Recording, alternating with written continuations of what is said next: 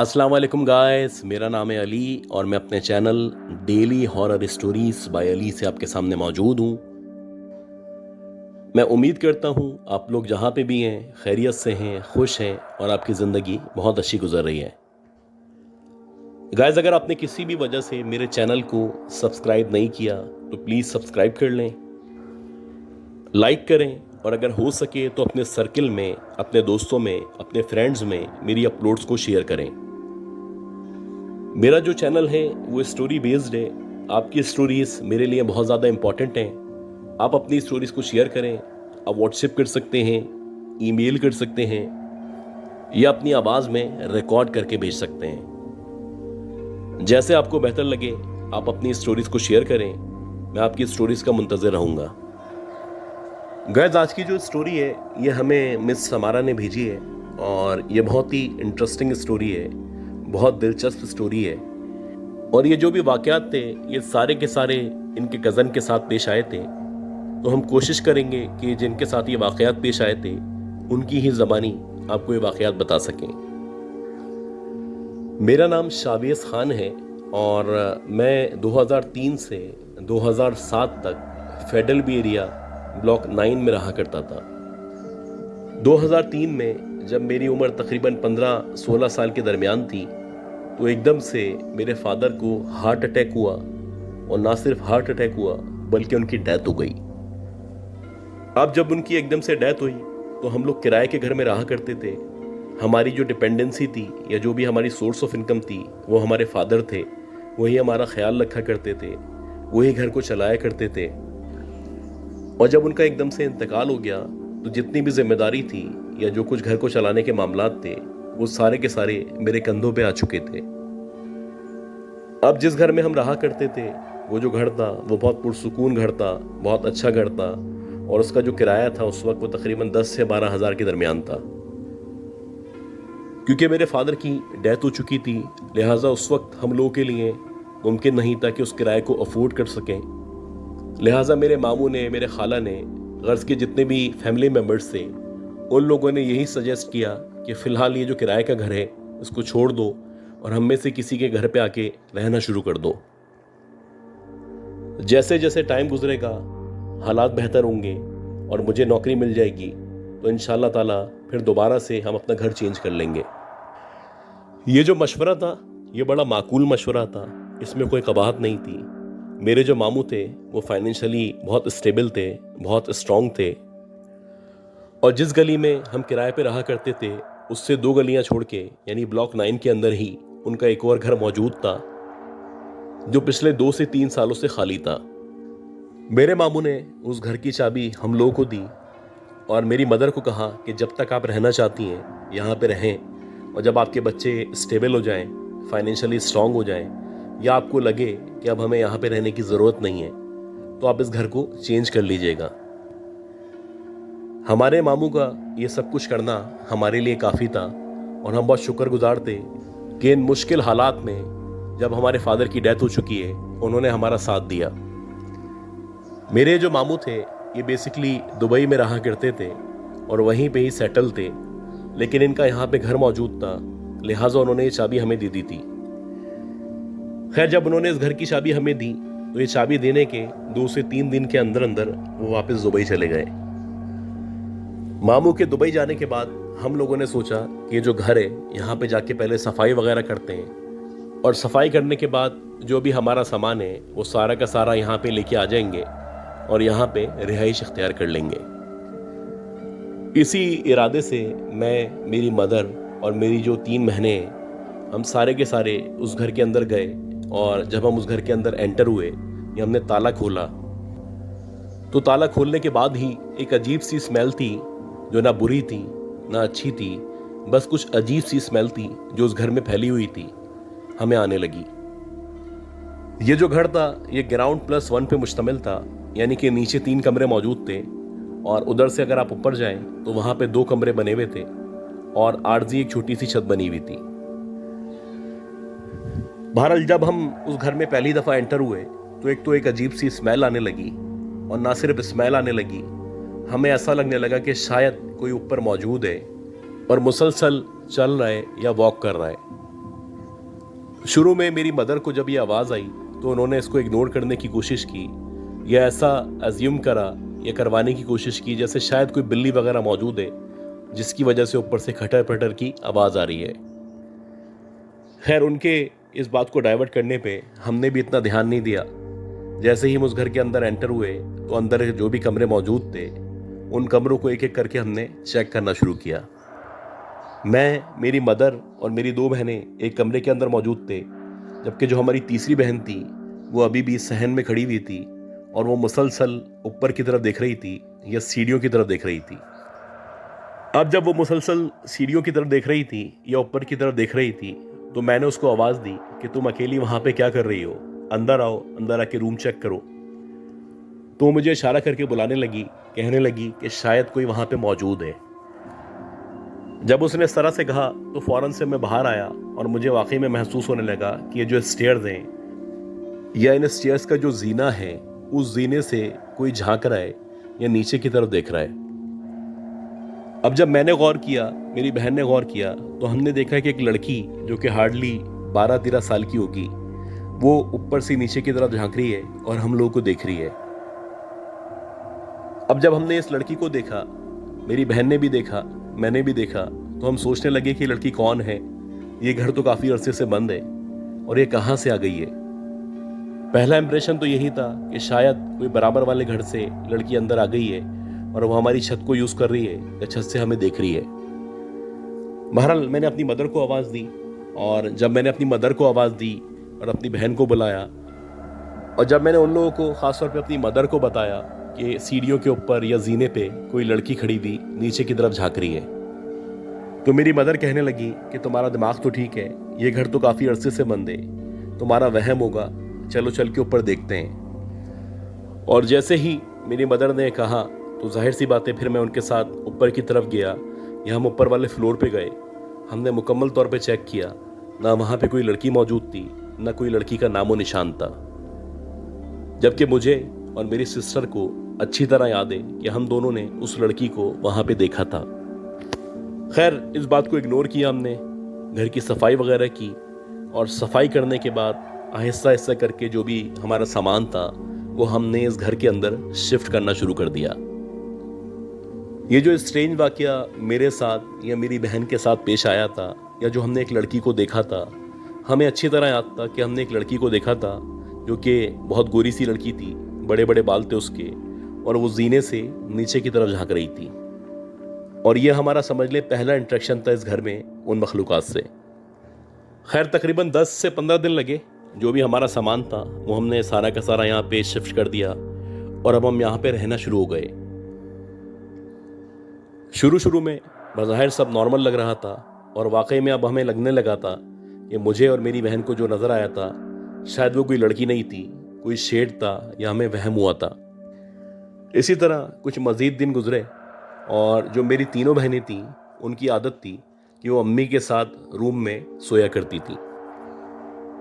इसी तरह एक रात थी और रात के तकरीबन 2 या 2:30 बजे का टाइम था। हम सारे के सारे लोग सो रहे थे। मैं दूसरे कमरे में था, मेरी मदर और मेरी बहनें दूसरे कमरे में थीं।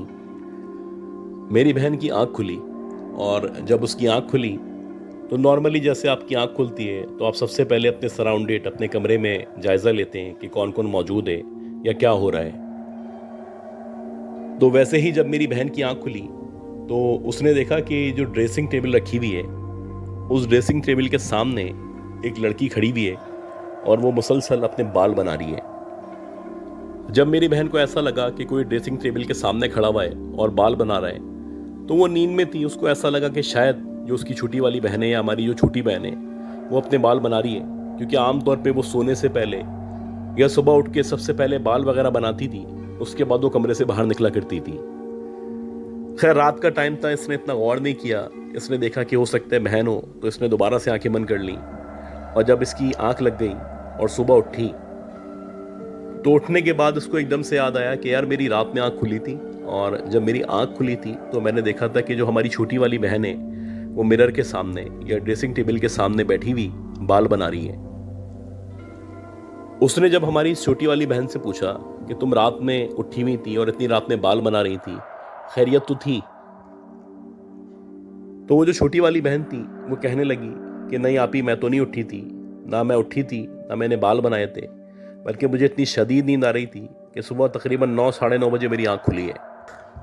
अब ये सुन के जो मेरी बड़ी बहन थी वो हैरान हो गई। वो कहने लगी कि यकीनन मेरा वहम होगा, या हो सकता है मैंने ख्वाब देखा हो। लेकिन मुझे अच्छी तरह याद है कि जब मैं उठी थी, मेरी आँख खुली थी, मैंने चारों तरफ का जायज़ा लिया था, तो ड्रेसिंग टेबल के सामने तुम बैठी हुई थी या कोई लड़की बैठी हुई थी जो मुसलसल बाल बना रही थी। इस वाक़े को भी हमने नज़रअंदाज करने की कोशिश की और यही इम्प्रेशन दिया और लिया कि शायद कोई ख्वाब देखा हो, शायद हमारा वहम हो। लिहाजा जो वाक़या था इसको भी इग्नोर करने की कोशिश की गई, इसको भी नज़रअंदाज किया गया, क्योंकि जाहिर सी बात है हमारे पास फाइनेंशियल रिसोर्सेज कम थे, हमारे पास ना पैसे थे, ना किराए देने के पैसे थे, और ना ही मेरे पास उस वक्त कोई ऐसी जॉब मौजूद थी कि मैं अपनी फैमिली को रन कर सकूं। उस वक्त की जो हमारी पोजीशन थी वो टोटली मामू के ऊपर डिपेंडेंट थी, और हमारे मामू ही थे जो हमारा आसरा थे या जिन्होंने अपना घर हमें दिया हुआ था। लिहाजा ये जो दो वाक़यात पेश आए थे जो कि हकीकत पे मबनी थे, और इन दोनों वाक़यात के बारे में जो हम अपने आप को समझाने की कोशिश कर रहे थे कि ये हकीकत नहीं है, कोई ख्वाब है या कोई वहम है, ये दोनों के दोनों वाक़यात हमने ना मामू से शेयर किए, ना उनको बताए, बल्कि हमने इनको नज़रअंदाज करने की कोशिश की। इसी तरह कुछ मज़ीद दिन गुजरे और कुछ दिनों के बाद हमारी जो खाला थी वो हमारे घर रुकने के लिए आईं। हमारी खाला शादीशुदा थी, लेकिन उनके कोई बच्चे वगैरह मौजूद नहीं थे। खाला बहुत ज़्यादा दीनदार थी, नमाज़ें पढ़ती थी, तहज्जुद पढ़ती थी और अल्लाह की शुक्रगुजार बंदी थी। तो उनको जो हमने लास्ट वाला रूम था वो रूम दिया हुआ था कि आप वहीं पे रुकें, वहीं पे सोएं, और जब आपका दिल चाहे वहीं पे इबादत करें। 1-2 दिन तक तो सब नॉर्मल था, लेकिन खाला के रुकने का जो तीसरा दिन था, तीसरे दिन जब ये रात में उठी, शायद तहज्जुद पढ़ने के लिए उठी थी, तो एक कमरे से बाहर निकली। जैसे ही ये कमरे से बाहर निकली तो इनका इरादा ये था कि जाके वज़ू वगैरह करेंगी, वॉशरूम से फ्री होंगी। तो इसी दौरानिए में इनकी नज़र स्टेयर्स की तरफ पड़ी, और जैसे ही इन्होंने स्टेयर्स की तरफ देखा तो इन्होंने देखा कि स्टेयर्स का जो आखिर का हिस्सा है, यानी जहाँ से जीना शुरू होने वाला होता है, तो उस आखिर के हिस्से में या आखिरी स्टेयर्स पे एक लड़की खड़ी हुई है जो कि अपोजिट डायरेक्शन में मुंह करके खड़ी हुई है, और उसके इस कदर लंबे बाल हैं कि उसके जो बाल हैं वो बाकायदा ज़मीन को टच कर रहे हैं। अब हमारे घर में जो हमारी बहनें वगैरह मौजूद थी, उनके जो बाल थे वो इतने लंबे बाल नहीं थे। खैर, खाला ने जब उस लड़की को देखा तो वो हैरान होने लगी कि ये लड़की यहाँ पे क्या कर रही है, या ये कौन लड़की है। रात का टाइम था, नींद में भी थी। खैर, बहरहाल इन्होंने इग्नोर किया, और इनके जहन में ये आया कि हो सकता है कि ऊपर कोई फैमिली रहती हो, या कोई किराए पे रहता हो, या कोई बराबर वाले हों जिनको इजाज़त दी हुई हो घर यूज़ करने की। लिहाजा इन्होंने उसको इग्नोर किया, और ना सिर्फ इग्नोर किया, ये अंदर गई, और अंदर जाने के बाद जब ये वॉशरूम से फ्री हुई, वज़ू वगैरह इन्होंने किया, तो इनके दिमाग ने थोड़ा सा काम करना शुरू किया। आज जब ये वापस आई तो इन्होंने जानबूझ के इस स्टेयर्स की तरफ या जीने की तरफ देखा। ये बताती है कि जब इन्होंने जीने की तरफ देखा तो इन्होंने देखा कि वो जो लड़की है जो अपोजिट डायरेक्शन में मुंह करके खड़ी हुई थी, अब उसका मुंह इनकी तरफ है और उसके जो बाल हैं वो पीछे की तरफ हैं, और वो जो लड़की है उसका चेहरा हूबहू जो मेरी बड़ी बहन है उसकी तरह का है, लेकिन उसके जो बाल हैं वो बाकायदा ज़मीन को टच कर रहे हैं, और वो जो लड़की है वो देखने में बहुत ज़्यादा खूबसूरत लग रही है, जबकि जो मेरी बहन है वो नॉर्मल है और उसके जो बाल हैं वो इतने ज़्यादा बड़े नहीं हैं, हार्डली कंधे तक मौजूद हैं। खैर, मेरी खाला ने जब मेरी बहन के रूप में उस लड़की को देखा तो उनको अंदाज़ा हो गया कि मामला गड़बड़ है। वो जल्दी से फ़ौरन से कमरे के अंदर आई, और जो भी उनको कुरानी आयत वगैरह आती थी वो उन्होंने पढ़ना शुरू की। उसके बाद उन्होंने अपनी तहज्जुद पढ़ी, और तहज्जुद पढ़ने के बाद ये दोबारा से जब सीढ़ियों की तरफ गई या वहाँ पे इन्होंने नज़र दौड़ाई तो वहाँ पे इनको कोई नज़र नहीं आया। अब ये रात तो गुजर गई। जब सुबह सारे के सारे लोग उठे या नाश्ते का टाइम हुआ तो मेरी खाला ने मेरी उसी बहन से सुबह उठ के पूछा कि रात में तुम उठी थी या सीढ़ियों की तरफ गई थी। तो मेरी बहन कहने लगी, नहीं, मैं तो नहीं उठी थी, मैं तो सो रही थी, और सीढ़ियों की तरफ जाने का मेरा क्या काम है। ऊपर का जो हिस्सा है वो मुकम्मल तौर पे बंद है, वहाँ पे ताला लगा हुआ है, वहाँ पे ना कोई ऐसे ही जा सकता है ना आ सकता है। अगर हमें कभी छत पे भी जाना हो या ऊपर के कमरों में जाना हो तो हमें पहले ताला खोलना पड़ता है, इस गेट को खोलने के बाद हम अंदर जा सकते हैं। इसी दौरानिए में इन्हीं दिनों में जब ये वाक़यात होना शुरू हो चुके थे और हम सबको अंदाज़ा हो चुका था कि इस घर के अंदर हम लोगों के अलावा या हमारी फैमिली के अलावा भी कोई एक फैमिली रहा करती है, और वो जो फैमिली है वो इंसानों की फैमिली नहीं है, वो जन्नात की फैमिली है या दीगर मखलूक़ात हैं। मेरी जो मदर थी उन्होंने ख्वाब देखा, और वो इतना अजीब ख्वाब था कि जब उन्होंने वो ख्वाब देखा तो ख्वाब देखने के बाद एकदम वो उठ के बैठ गई, उनकी हालत गैर हो गई और उनके पसीने छूटना शुरू हो गए। खैर, जब हमने उनसे पूछा कि ऐसा क्या हो गया है या ऐसा आपने क्या देख लिया ख्वाब में, तो पहले तो वो नज़रअंदाज करने लगी, लेकिन जब हमने इंसिस्ट किया, इसरार किया, तो उन्होंने बताया कि मैंने ख्वाब के अंदर देखा है कि एक बहुत बड़ा सा कॉरिडोर है, शायद कोई अस्पताल नुमा जगह है। उस कॉरिडोर के सामने मैंने अपने आप को देखा है और मैं वहाँ पे खड़ी हुई हूँ, और सामने रूम के अंदर तुम बेड पे लेटे हुए हो, और बज़ाहिर तुम्हारी हालत देख के लग रहा है कि तुम्हें चोटियाँ लगी हुई हैं या तुम्हारे जिस्म से खून निकल रहा है। ये सुनने के बाद मैंने अपनी मदर को समझाया कि ऐसा कुछ नहीं है, सब नॉर्मल है, मैं आपके सामने मौजूद हूँ, आपने जो कुछ देखा है वो ख्वाब था, उसको नज़रअंदाज करें, और इंशाल्लाह मैं आपके सामने था और रहूँगा इसी तरह। मेरा हौसला दिलाने के बाद जो मेरी वालदा थी वो थोड़ी सी रिलैक्स हुई और तब जाके उनकी तबीयत बेहतर हुई।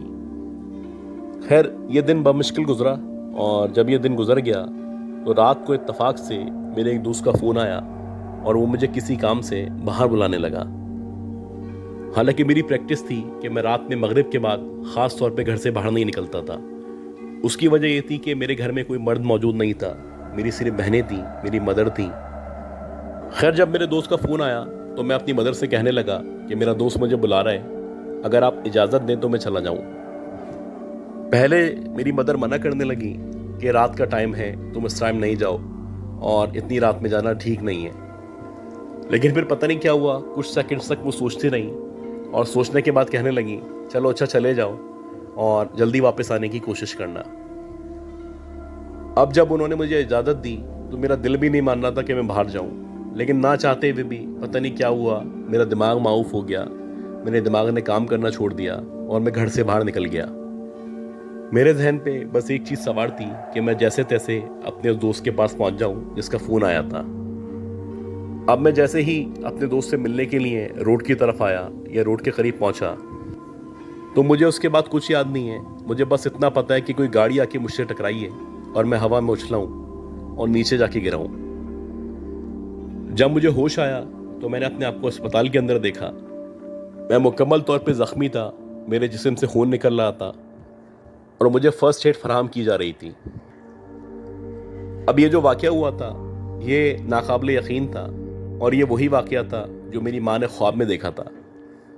क्योंकि मेरी माँ के मुताबिक मुझे जिस अस्पताल लेके जाया गया था या जहाँ पे मैं एडमिट था या जहाँ पे मुझे फर्स्ट एड दी जा रही थी, उस अस्पताल का नक्शा या उस अस्पताल का माहौल या उसका स्ट्रक्चर बिल्कुल वैसे ही था जैसा कि मेरी मदर ने 1-2 दिन पहले ख्वाब में देखा था। और मेरी मदर ने ख्वाब में यही देखा था कि मैं बेड के ऊपर मौजूद हूँ या मैं ज़ख्मी हालत में हूँ या मेरे जिस्म से खून निकल रहा है और वो उस कॉरिडोर के सामने खड़ी हुई हैं। अब ये जो वाक़या हुआ था ये मेरी मदर को या हम सबको डराने के लिए बहुत काफ़ी था, और अब हम बाकायदा डर चुके थे। अल्लाह का शुक्र था कि मेरी जान बच चुकी थी। बहरहाल जब ये वाक़या हुआ उसके बाद जब मैं रिकवर हुआ तो 15 से 20 दिन लगे, मेरी हालत बेहतर हुई। और अल्लाह का शुक्र है कि इन्हीं दिनों में मेरे एक जानने वाले थे, उन्होंने मुझे एक जॉब ऑफ़र की जो कि बहुत मुनासिब जॉब थी, बहुत अच्छे पैसों में थी। मैंने उसी वक्त डिसाइड कर लिया कि जैसे ही मैं ये जॉब ज्वाइन करूँगा वैसे ही ये जो घर है जहाँ पे हमारे साथ मुख्तलिफ वाक़यात पेश आ रहे हैं या जहाँ पे मेरी मदर ने मेरा एक्सीडेंट होते हुए देखा था ख्वाब में, यहाँ हम लोग मज़ीद नहीं रुकेंगे और जितना जल्दी हो सका ये घर खाली करके इसकी चाबी मामू को वापस पहुँचा देंगे। और ऐसा ही हुआ कि 15-20 दिन 25 दिन के अंदर अंदर हम लोगों ने ये जो घर था इसको खाली किया। ना सिर्फ खाली किया, इसकी चाबी मामू को पहुंचाई। और जब हम ये घर खाली करके जा रहे थे तो बिल्कुल जो आखिरी मरहला था, जब दरवाजे को लॉक किया जाता है, तो मैं दरवाज़ा लॉक करने वाला था। और जब मैं दरवाज़ा बंद कर रहा था तो अगेन मेरी नज़र स्टेयर्स पे पड़ी और मैंने स्टेयर्स पे देखा कि एक बहुत ही खूबसूरत सी, बहुत ही हसीन सी लड़की स्टेयर्स के ऊपर खड़ी हुई है। और वाकई में उसके जो बाल थे वो ज़मीन को टच कर रहे थे, यानी बहुत ही लंबे बाल थे। और वो मुझे देख के मुस्कुरा रही है। इस लड़की को अब से पहले ना मैंने कभी देखा था, ना मैं इसको जानता था, ना इससे हम लोगों का कोई ताल्लुक था। खैर, मैंने आयतल कुर्सी पढ़ी, इस दरवाजे को बंद किया और अल्लाह का शुक्र है कि हम उस घर से निकल गए। इसी तरह टाइम गुजरता रहा, ये घर वैसे ही खाली रहा। ये घर आज भी फेडरल बी एरिया ब्लॉक 9 में यानी दस्तगीर में मौजूद है। बहुत मशहूर घर है और बहुत सारे लोगों ने, ख़ासतौर पे गली वालों ने, यहाँ पे अक्सर एक औरत को और एक लड़की को विटनेस किया है, जो आमतौर पे छत पे टहलते हुए या खिड़कियों से झांकते हुए नजर आया करते हैं। मेरे मामू आज भी बैरून मुल्क रहा करते हैं। ये उनकी प्रॉपर्टी है, लेकिन ये अब तक खाली है। गाइस, मैं उम्मीद करता हूँ जो स्टोरी मैंने शेयर की है, ये स्टोरी आपको पसंद आई होगी। अगर आपको ये स्टोरी पसंद आई है तो प्लीज़ मेरे चैनल को लाइक करें, सब्सक्राइब करें, शेयर करें। दुआ करें कि अल्लाह मुझे, मेरी फैमिली को, हम सबको सेहत दे, ज़िंदगी दे, सलामती दे। अपना ख्याल रखिएगा। अल्लाह हाफिज़।